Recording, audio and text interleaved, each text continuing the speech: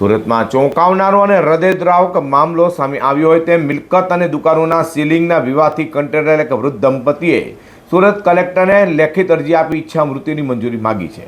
દંપતીએ સુરત મહાનગરપાલિકાના અધિકારીઓ તેમજ કેટલાક રાજકીય આગેવાનો પર વર્ષોથી માનસિક, આર્થિક અને સામાજિક હેરાનગતિ કર્યાના ગંભીર આક્ષેપો કરવામાં આવ્યા છે.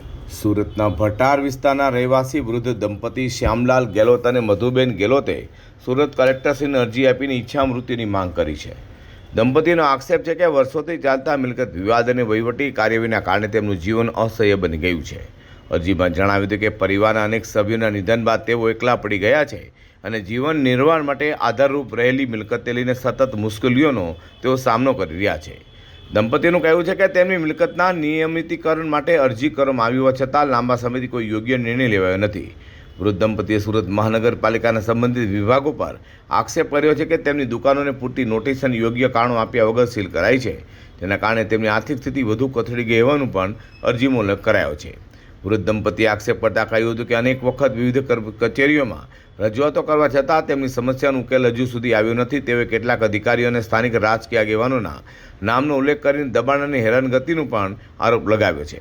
વર્ષો સુધી ચાલેલી કાનૂની અને વહીવટી પ્રક્રિયાથી કંટાળેલા વૃદ્ધ દંપતી હવે રાજ્ય જિલ્લા વહીવટીતંત્ર સમક્ષ ઈચ્છા મૃત્યુની મંજૂરી માગી છે.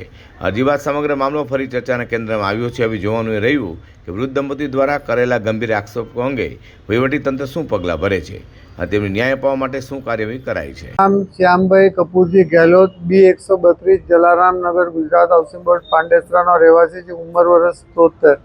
આજે મેં કલેક્ટર કચેરીમાં મારી મિસેજ મધુબેન શ્યામભાઈ ગેહલોત, ઉંમર વર્ષ 68, બંને જે પતિ પત્ની ઈચ્છા મૂર્તિની એપ્લિકેશન આપી છે.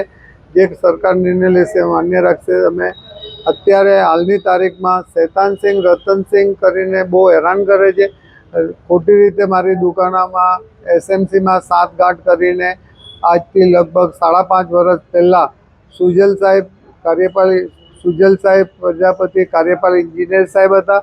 એમને ખોટી રીતે મારી ₹1 બાકી ન હોવા છતાં બી સીલો કરેલી દુકાન. 10 વાર હું રિક્વેસ્ટ કરવા ગયો, સાહેબ મારી શું કામ દુકાન સીલો કરો છો, શું કામ કે તું શેતાનસિંહ, રતનસિંહ હાથે સાંઠગાંઠ બેઠક કરી દે. મેં કીધું સાહેબ મારે કોઈ એના હાથે લેવડ દેવડ નથી, ₹1 બાકી નથી તો હું શેની બેઠક કરું. તો કે તું એના હાથે બેઠક કરીને વ્યવહારના એ પૈસા માંગે એટલે આપ, તો કે હું તારી સીલો કરું. મેં કીધું સાહેબ તમે મારી સોપારી લીધી છે. આવી રીતે કરીને મારી સીલો ખોલી ને હું એમને વાતમાં બેઠો નહીં. એટલે કોઈ પુરાવા વગર ખોટી રીતે મારા પાસેથી આજે બી પૈસા કઢાવવા માંગે ને મારી સીલો કરેલી. પછી હાઈકોર્ટમાં ગયો, 5.5 વર્ષ હાઈકોર્ટમાં કેસ ચાલ્યો. 5.5 વર્ષ પછી નિર્ણય આવ્યો કે ફાયર સેફ્ટી લગાવવાની. હવે 21/1/2026ના રોજે મારી સીલો ખોલી આપેલી. એટલે ફાયર સેફ્ટી લગાવી દીધી. ત્યાર પછી NOC લાવીને બતાવી, બધું કમ્પ્લીટ થઈ ગયું.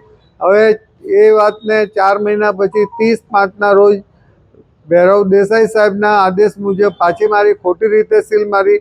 જે મેડમ આવ્યા હતા સીલ મારવા, તો મેડમને કીધી કૈલાસ ચોકડી પર મારી 11 દુકાનો આવેલી છે, એમાં બધી ખોટી રીતે સીલ મારી ને નોટિસ આપો.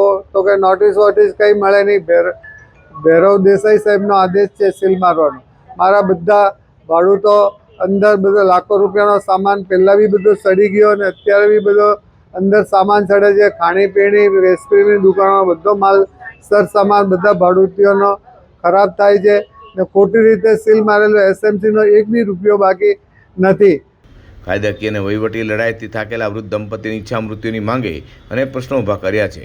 હવે તંત્ર આ અરજીને કેટલી ગંભીરતાથી લે છે અને દંપતીને રાહત મળી છે કે નહીં તેના પર સૌની નજર રહેલી છે.